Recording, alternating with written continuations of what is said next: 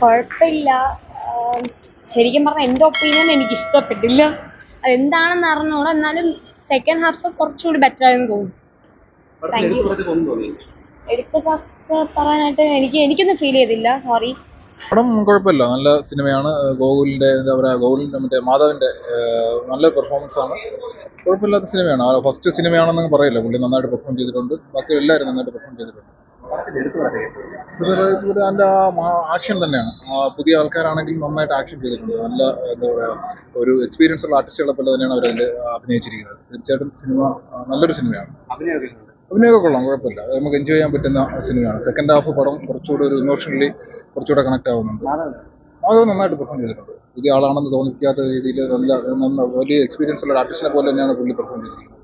നന്നായിട്ടുണ്ട്. ഓക്കെ.